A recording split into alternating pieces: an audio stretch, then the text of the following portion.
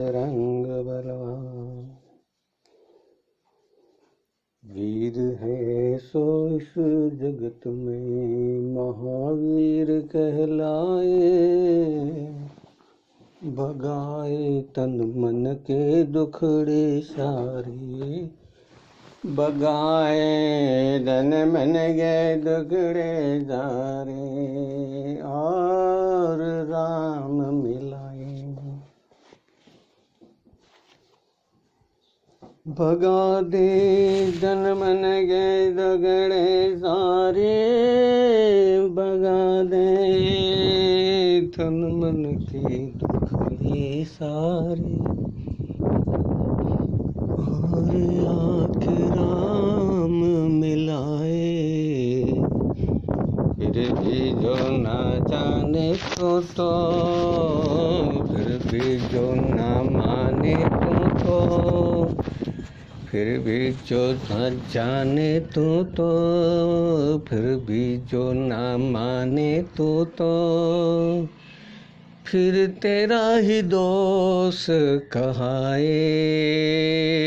जीवड़ा क्यों मनख जमारो एड़ो गमाए, क्यों मनख जमारो तो एड़ो गमाए, क्यों मनख जमारो मनख जमारो मनख जमारो, क्यों तो एड़ो गमाए।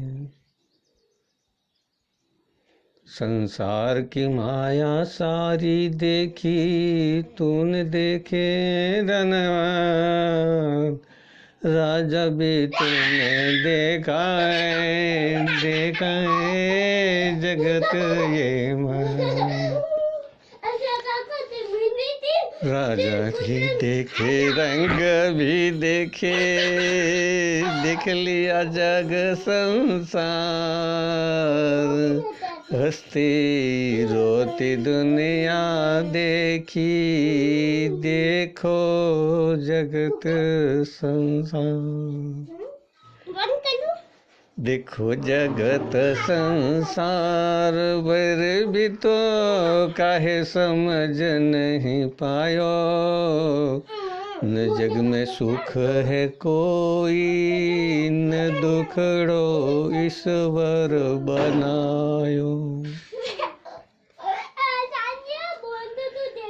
न सुख है कोई न दुख ईश्वर बनायो, तो कैसो मन जमारा में आयो, जो तू समझ नहीं पायो।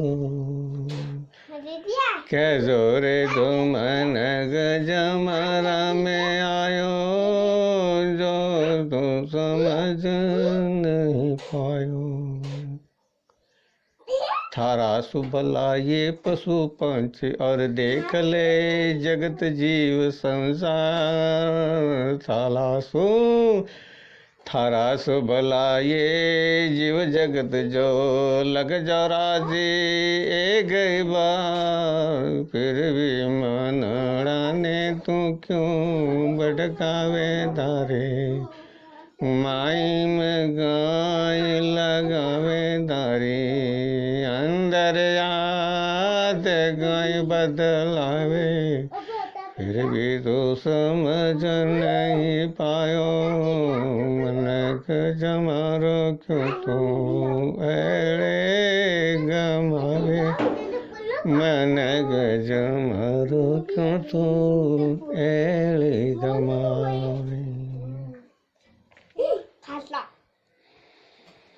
एले मत जमारे मनख जमारो, लख 84 है जग जीव ये भारो, थन थन समझाऊं बारंबारो, फिर भी काहे तू समझ नहीं लावे, हमें तुम्हारो जीवड़ो दुखड़ो पावे हमें तो थारो जीवड़ो दुखड़ो पावे हमें तो थारो देहड़ो दुखड़ो समझावे जो तू समझे नर नैना मनक जमारो लख 84 में है एक बार मनक जमारो लख 84 में है एक बार। अब मैं समझाऊं जाते पाते कोई नहीं है ऊंची नीची नाते हर हर देह में वही है साकार।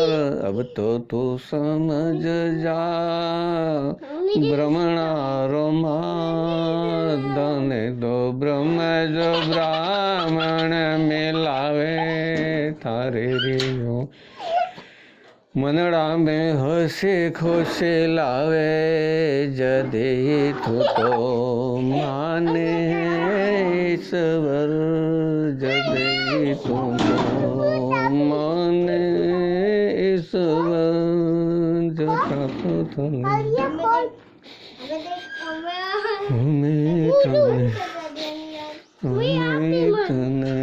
गणो समझाऊं मनक जमारो बतलाओ मनक जमार अमर करणो सिखलाऊं सिखो मैं तो समझो सग संसार और तो नहीं सुख दुख को अंबार दई दो बनायो है दारा सुख दुख रो आधार। थारा देखने लगी जोई रावण ने समझाई थारा देखने लगी जोई रावण ने समझाई मनक जमारो अब तो समझ जा तू रे थारे में दिन वो कपवात पित्त ब्रह्म विष्णु महेश विकारी निर्विकारी निरंजन निराकारी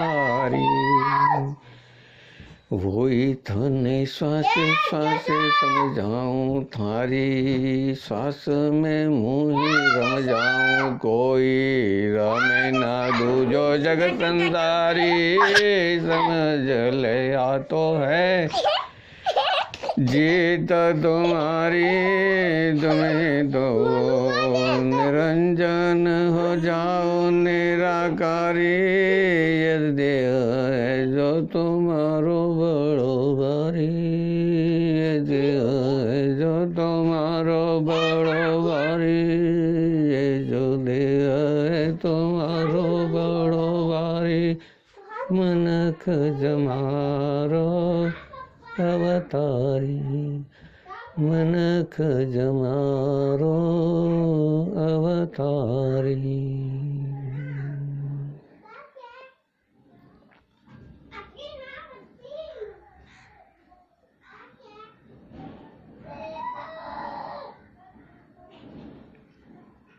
सगे संबंधी यार मित्र दोस्त सारे ही कह रहे हैं कि अब तू तेरे बच्चों की शादी कर ले।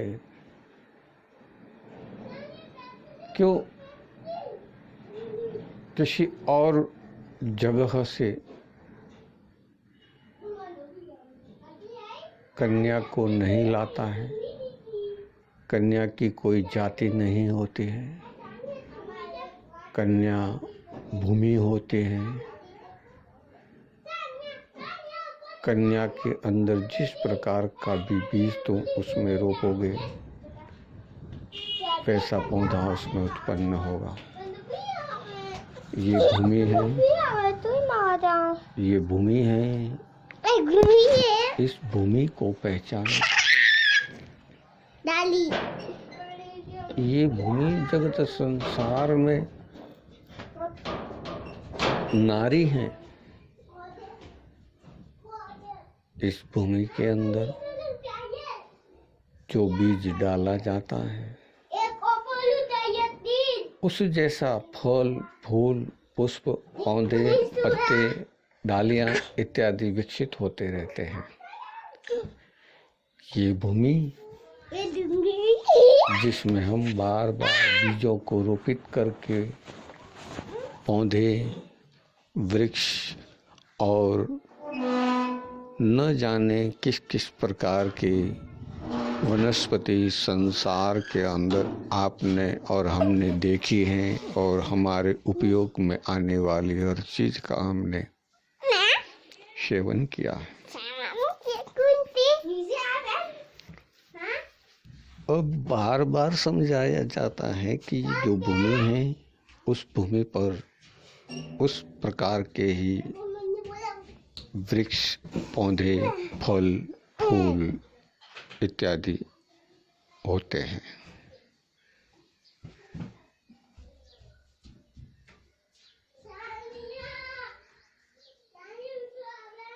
मैंने अपने समाज में अपने सगे संबंधियों से, यार इष्ट मित्रों से बहुत कुछ समझा है, अनुभव किया है और अनुभव करने के बाद ये आपके सामने गुरुदेव के आदेश से प्रस्तुति हो रही है, जिसमें आप सभी शामिल हैं, आप सुन रहे हैं और वास्तविक इस संसार की प्रकृति का, शक्ति का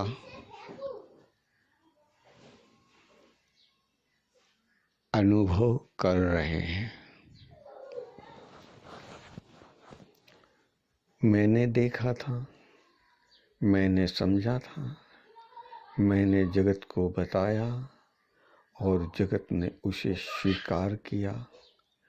अब उस तत्व को समझना है, उस तत्व को जानना है, उस तत्व से परिचित होना है। उस तत्व में क्या तत्व है वो जान लोगे। शिव एक ही है जिससे सारा संसार बना हुआ है। शिव जो शक्ति के बिना शव हो जाता है, जैसे कि शिव पर से मात्रा हटा दी जाए तो शव हो जाता है। यह तो सभी जानते हैं, सभी को मालूम है। जितने भी पढ़े लिखे हैं, अक्षर ज्ञान जिसके पास है वो सारे ही जानते हैं, परंतु वो मानते नहीं, परंतु वो मानते नहीं, क्योंकि शरीर शरीर नहीं तो री जो शक्ति है वो निकाल दिया है तो स र हो जाता है। तो स र हम देखते हैं, उसे गति कहते हैं, उसे विकास होना कहते हैं, परंतु फिर भी मनुष्य नहीं समझ पा रहा है।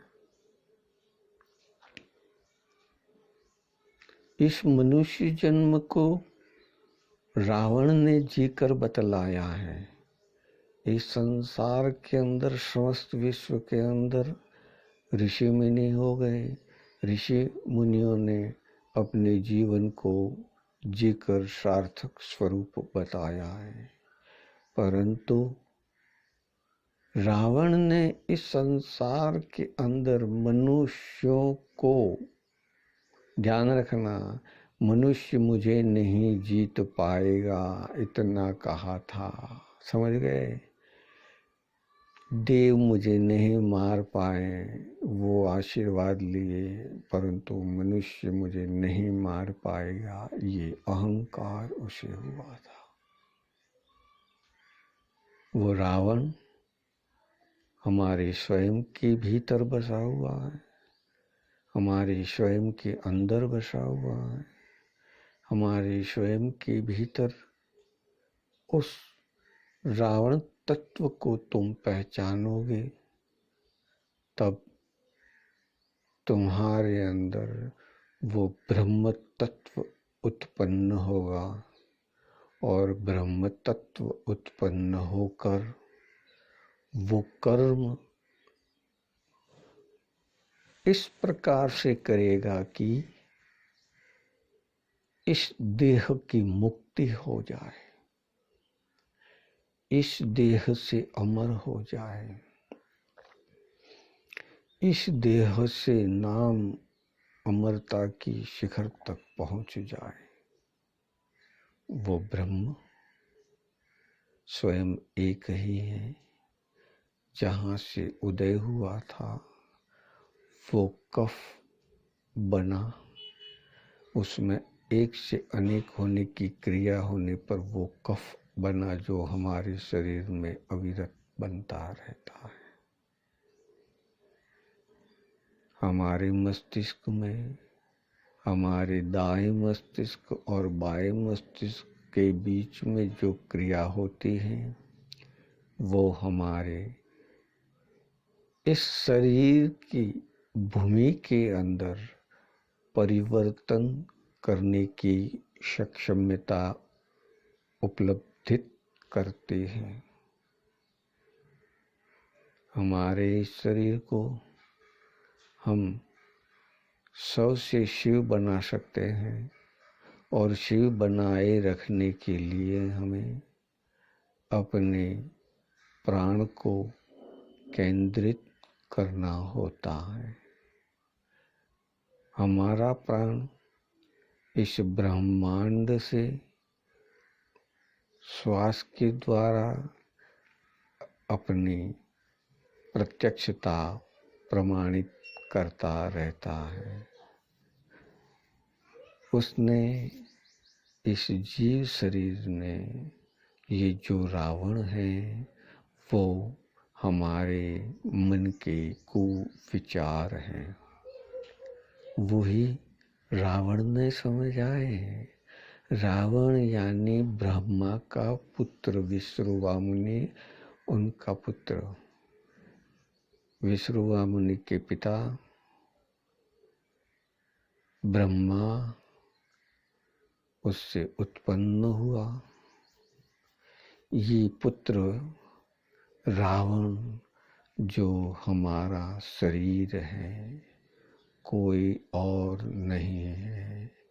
अभी भी तुम भ्रमणाओं में ही भटक रहे हो कि रावण एक राक्षस हो चुका और उसने इतनी शक्ति प्राप्त कर ली कि ईश्वर को, स्वयं को वो रूप लेके आना पड़ा, जो कर्म बंधन होते हुए भी निष्कर्म बंधन रहा है। ईश्वर एक ही था। उसके कान से क्यों उत्पन्न हुआ? क्योंकि वहाँ श्वासोश्वास उत्पन्न नहीं हो रहा था। वो शून्य में चले गए थे और जिसे कहते हैं समाधि स्थिति। उस योग निद्रा में जब विष्णु थे तब उनके देह कान से असुरों की उत्पत्ति हुई। वो देह कान हमारे अंदर भीतर तरंगों को अनुभव करवाता है। हमारी नासिका गंध का अनुभव करवाती है। हमारे जीव रसोस्वादन अनुभव करवाता है। ये सब भूमि के ही कारण रस हैं।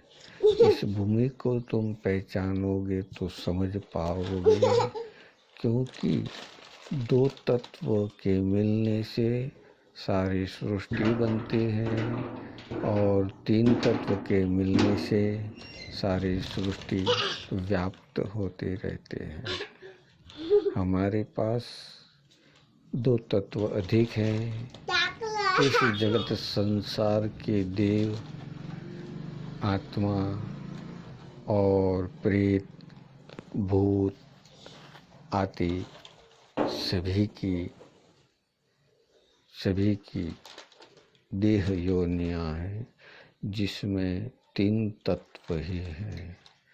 परंतु सृष्टि का हर जीव जिसने शरीर को धारण किया है वो पंच महाभूत तत्व से बना हुआ है। ये सभी लोग जानते हैं, अनुभव करते हैं। परंतु अनुभव का साक्षात्कार तभी होता है जब उन्हें उसके बारे में ज्ञान गुरु के द्वारा प्रदान करवाया जाता है। मैं अनुभव कर रहा हूँ कि संसार के अंदर ऐसे योगी हो चुके हैं जो युगों युगों तक अपने मन से, अपने वाणी से, अपने वचन से जगत का कल्याण करना चाहते हैं, परंतु योग्य मात्रा में ही उनको वो सब प्राप्त हुआ है। श्री राम भक्त हनुमान, उन्हें इस ब्रह्मांड की चेतना का अधिपत्य प्राप्त हुआ है। अब इसे जो समझना है तो समझ लो। जब समझ जाओगे तब इसका अनुभव तुम्हें करना है। हमारे भीतर हमें ही जाना है। ये मिट्टी शरीर है, ये नारी पृथ्वी बनी हुई है, हमारा शरीर है ये। उसमें पुरुष मैं हूँ जो बोल रहा हूँ, मैं हूँ जो सुन रहा हूँ, मैं हूँ जो स्पर्श का ज्ञान ले रहा हूँ, मैं हूँ जो रसो स्वादन का ज्ञान ले रहा हूँ, मैं हूँ जो इस देह में ज्ञान, गंध, सुगंध, दुर्गंध इत्यादि का अनुभव कर रहा हूँ। वो आप भी हैं, परंतु ये सब किस तरह से हो रहा है इसे समझो, इसे जानो, इसका अनुभव करो। ये ब्रह्मांड की वो शक्ति है जो हमारे देह में, हमारे मन में, हमारे शरीर के भीतर वो क्रियाएं अविरत करवाती रहती हैं। समझ में आए तो समझ लो, ना समझ में आए तो उसे समझने के लिए 2-3 बार अध्ययन करना होगा, सुनना होगा और स्वयं के भीतर जाकर अनुभव करोगे, तभी तुम स्वयं को प्राप्त कर सकते हो। कहना था मुझे बहुत कुछ, परंतु मैं उतना ही कह सकता हूँ जितना तुम समझ सको, ज़्यादा से ज़्यादा। मैं पूर्ण रूप से कह रहा हूँ, परंतु तुम्हें उसमें से जितना समझ आएगा उतना ही ज्ञान तुम्हें होगा, उतना ही ध्यान तुम्हें होगा, उतना ही अविरत ज्ञान तुम्हें होगा। अब तुम समझ जाओ, ये शरीर है हमारा, इसी से हम, इसी पृथ्वी है, इसी से हम, ये प्रकृति है, इसी से हम कहाँ हैं, किधर हैं, कैसे हैं, क्यों हैं, कैसे हैं, किस तरह है, ये अनुभव कर सकेंगे, जान सकेंगे, अनुभव कर सकेंगे। अभी बच्चों की बातों के कारण तुम्हारा ध्यान भटक रहा है तो समझ लो कि तुम्हारा ध्यान उस क्रिया पर नहीं है। ध्यान ये रहे हमारे आसपास में होने वाली सारी ही क्रियाएं हो रही हो, परंतु मैं अचल अविरत शून्यमय स्वयं का अनुभव कर रहा हूँ। मैं जो कर रहा हूँ वो मुझे करते रहना है। जैसे पथ पर चलने वाली तेज गति से कई वाहन इस तरह से चलते हैं कि अपनों का भी उन्हें दृश्य होता है और परायों का भी उन्हें दृश्य होता है, परंतु वो गति उससे उनका अनुभव इतना तीव्र है, इसीलिए वो उससे परिचित हो सकते हैं। वो तीव्रता में तुम्हें लाना चाहता हूँ कि यहाँ आसपास में जो कुछ हो रहा है होता रहे, हमें उससे कुछ भी करना नहीं है। हमें उससे कुछ भी करना नहीं है। हमें उससे विचलित नहीं होना है। जो हो रहा है उसे होने दो, जो होने दो, जो होने दो, जो होने दो। अब उस होने देने के लिए ही मैं संसार में आया हूँ, परंतु इस होने को ही अनहोने करने हैं। जो हो रहे हैं वो मृत्यु की तरफ जा रहे हैं, जो हो रहा है वो जीवन की तरफ जा रहा है। मार्ग ऊपर और नीचे दो ही है, चाहे दाएं या बाएं दो ही हैं। चाहे किसी भी चक्र में चलो, हम जहाँ हैं वहाँ से हम पूर्व में जा सकते हैं और भविष्य में जा सकते हैं। जहाँ हैं वहाँ से हम पूर्व और भविष्य इसके बीच में हैं। अब हमें जहाँ से आए हैं वहीं जो जाना है, तो जाने की जरूरत है क्या? जहाँ से आए वहाँ जाना है, तो जाने की जरूरत है क्या? जाने की जरूरत नहीं है, परंतु जाने की जरूरत है। ये तुम अपने भीतर गांठ बांध लो, अपने भीतर गांठ बांध लो। तुम जैसे जैसे भीतर से चेतना को ले जाओगे, वैसे वैसे तुम पूर्व में जा सकते हो। जैसे जैसे तुम भविष्य में ले जाओगे, वैसे वैसे भविष्य में जा सकते हो तुम, परंतु तुम्हें वर्तमान में आना ही होगा।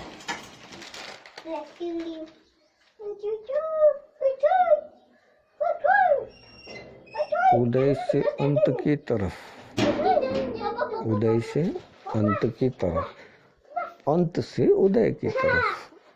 तो अंत न सूरज का होता है, न चांद का होता है, न तारों का होता है, परंतु उनका भी उदय और अस्त होता है। उसे समझना है। ये देह से, मन से, आत्मा से अनुभव करना है कि हमारे देह के अंदर जब हम बाल्यकाल में थे, हमारी क्या क्रियाएं थी। कुछ हमसे भिन्न थी, जैसे जैसे भिज्ञ होती गई, अनभिज्ञता की जो नीरवता हमारा ध्यान रखते थे, हमारा पोषण करते थे, हमारा पालन करते थे, ये प्रकृति, इस प्रकृति को वश किया हुआ नहीं था, परंतु फिर भी प्रकृति ने उस देह का पूर्ण रूप से ध्यान रखा। श्वास प्रश्न दिया, भोजन दित्य दिया, फिर उसके बाद उसे स्पर्श ज्ञान, प्रेम ज्ञान इत्यादि देते गए। जो उसे श्वास ही प्राप्त नहीं होता, पत्थर बने हुए होते, तो क्या होता? परिवर्तन तो होता, उस देह के टुकड़े टुकड़े हो जाते, एक एक कण रज अलग अलग मिल जाता, और एक एक कण रज अलग अलग मिल जाने के बाद फिर वो स्वयं के अंदर अनुभव अकेले का नहीं कर सकता। अकेले का अनुभव तभी कर सकता है जब वो स्वयं एक अकेला होकर भी अकेला नहीं है। अकेला है परंतु अकेला नहीं है। कैसे करोगे? ये शरीर है, इसको बार बार समझा कर थका कर, इसको बार बार समझा कर थका कर शून्य में समाधि स्थिति में जाकर मृत्यु को प्राप्त करके हम जीवन को प्राप्त करते हैं।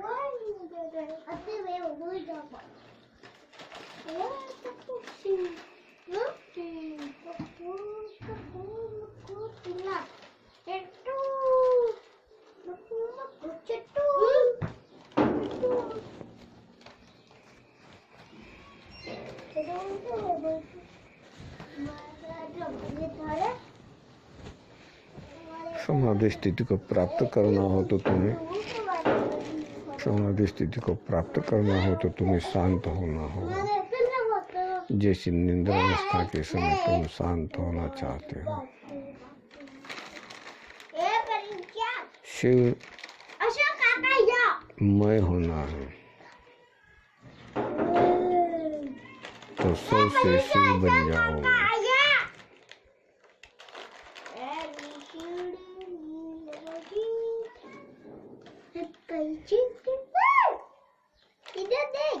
ये भूमि है, वो भूमि हर अवस्था में बदलती रहती है,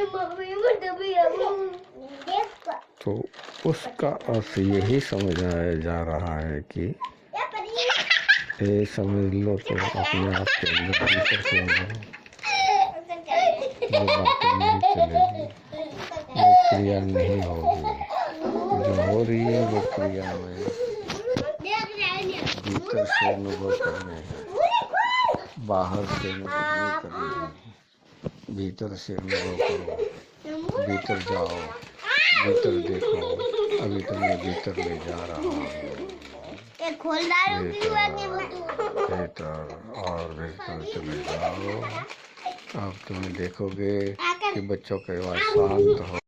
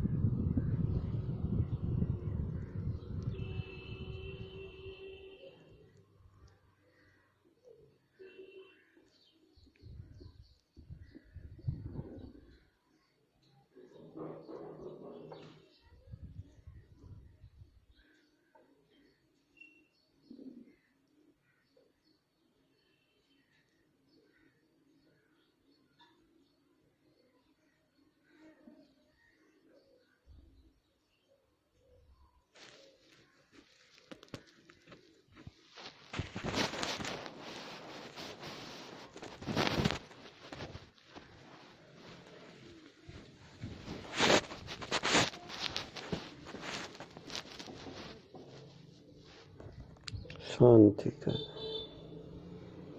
नीरवता का, सभी हम होते हुए भी हम अकेलेपन का अनुभव करें। ये समाधि स्थिति है। समाधि स्थिति को तुम्हें और हमें सबको समझकर निद्रावस्था जैसी ही स्थिति जागृत अवस्था में आ जाती है, तब हमें परम समाधि की स्थिति प्राप्त होती है। मुझे बाहर और भीतर जब एक ही दिखाई दे तो समझ लो तुम्हारे पास वह शुद्धता आ गई है।